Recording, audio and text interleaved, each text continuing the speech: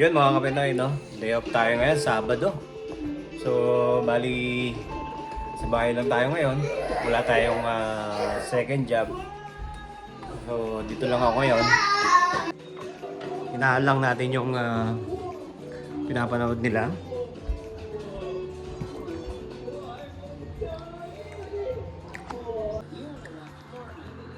Ayan, nanonood sila ng Blippi. So ayun, ito lang ang nasa baba namin. Tapos, meron kaming humidifier. Lagyan lang natin.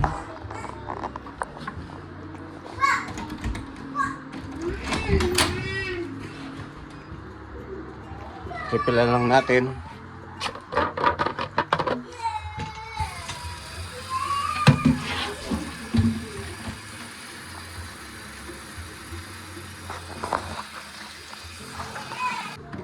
Pag nasa Canada ka, lalo na pag sa malamig kang lugar, tulad sa Saskatchewan, so kailangan meron kang humidifier.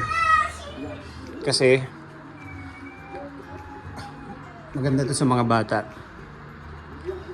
Para hindi dry yung hangin, paggising nila, medyo maginhawa yung hininga nila, yung pakiramdam nila. Yan, pag-usapan naman natin yung ano, paano kami nakapunta dito sa Canada. Pasensya na maingay yung mga bata, naglalaro kasi. So yun nga, nagsimula ito nung nasa Kuwait, McDonald's kami.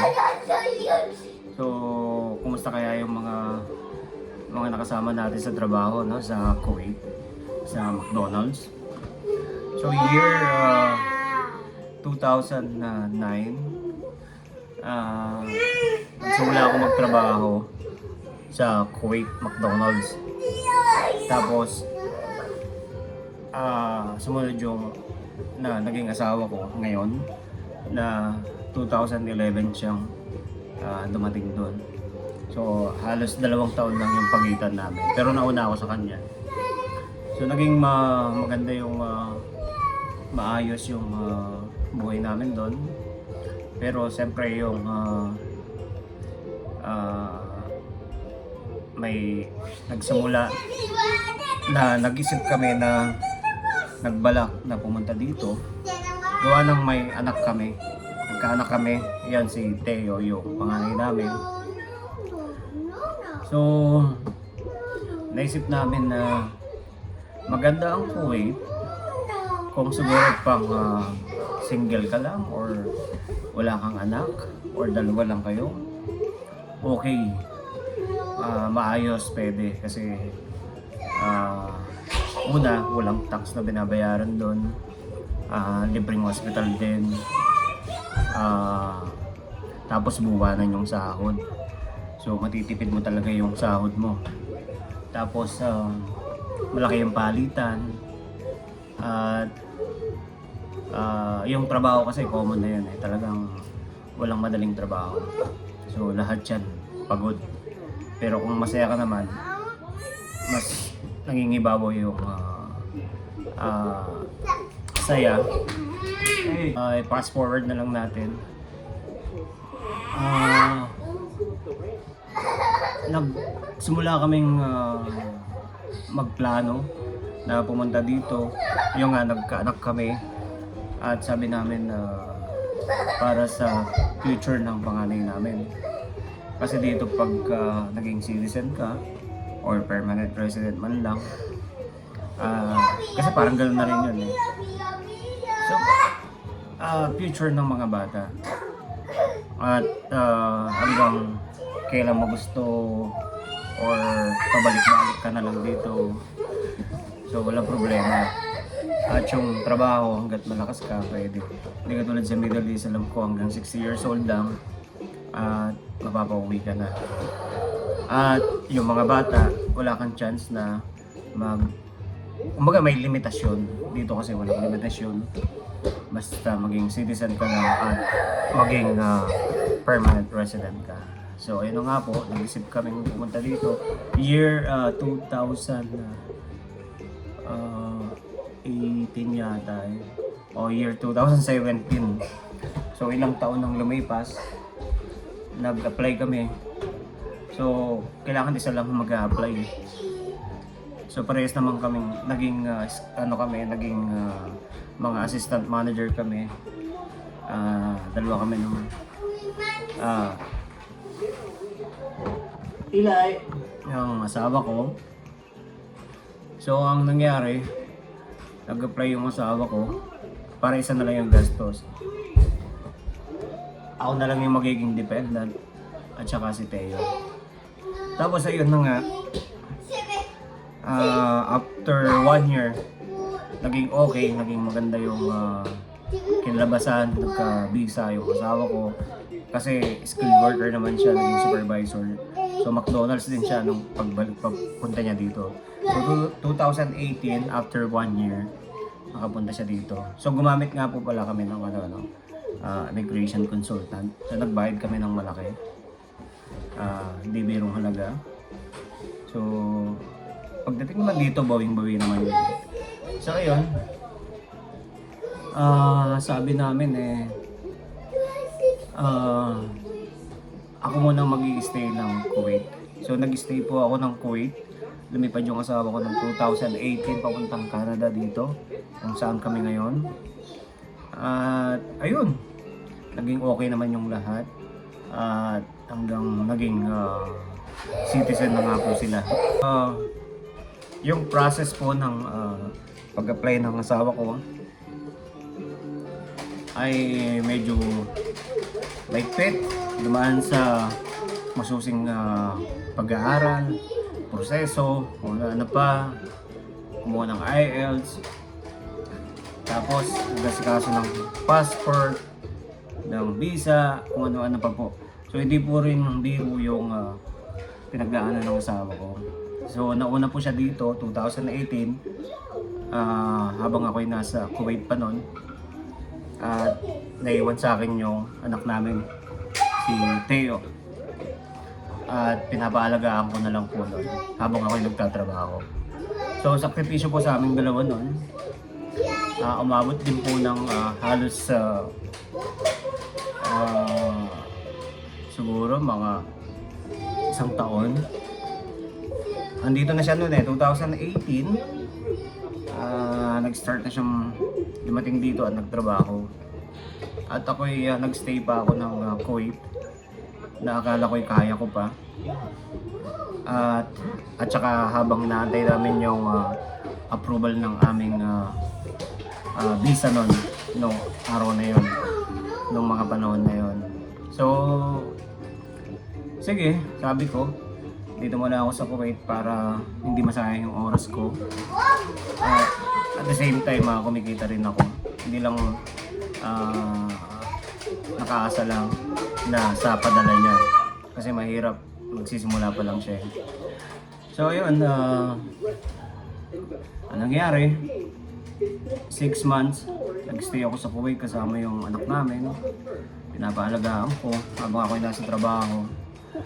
So nag-decide ako umuwi na lang ng Pilipinas. Kasi wala pa yung visa. So parang hindi ko kaya. Iwanang, Eli, quiet please. Yung trabaho.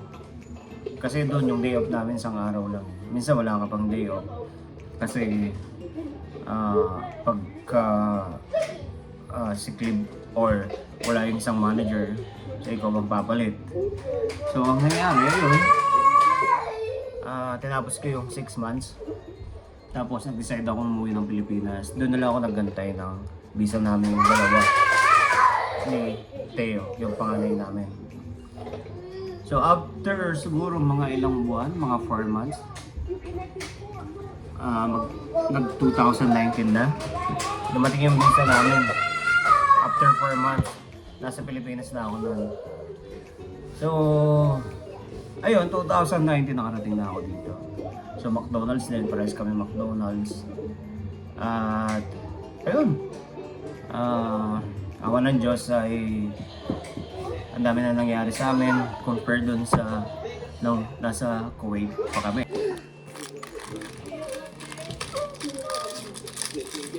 Open? Wow, say thank you. Okay, go ahead. So, ayun nga po. Yung buhay po namin noon nung nasa Kuwait kami, pasensya na Kuwait lang. Yan. Maayos naman.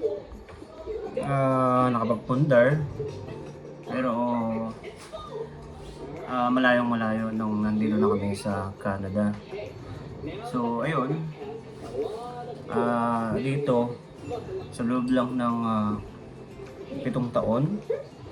So, 7 years na po ako dito. 6 years ako, 7 years yung asawa ko. So, ayun. May nakapagbahay na kami dito. Nakapagsimula na. Nakabili ng sasakyan. Utang po yung sasakyan pero tapos na po yan. Natapos na namin. Sa 1 taon, matatapos na. 1 taon na lang po. At yung bahay, nakakuha na rin kami ng bahay. So ayun po, nakabili kami ng kung ano na pa sa Pilipinas, lupa. So mas marami kaming naipundar dito. Nung nandito na kami. So siguro tapos yung future ng mga bata, libre edukasyon, libre sa lahat, may mga child benefits. So, laking pasasalamat namin sa bansang Canada dito, lalo na tinanggap nila kami dito at binigyan ng maayos na buhay. Pero yung Kuwait po ay maganda rin din po naman sa mga nagsisimula pa lamang, sa mga gustong parang baga stepping stone, sabi nga nila. At wala ka rin maitatapon sa bansang Kuwait. At napakagandang bansa rin yan. Lalo na yung currency nila dyan napakataas. So, ayun. At meron din kasing yung Kuwait na maganda. At meron din yung Canada na maganda. So, parang lang. So, choice mo na lang kung saan mo gusto. Pag pamilya ka, siguro mas maganda dito. Pag sa future po yun ng mga bata. Pero kung sarili ka naman, wala kang anak, so maganda sa Kuwait or sa Middle East.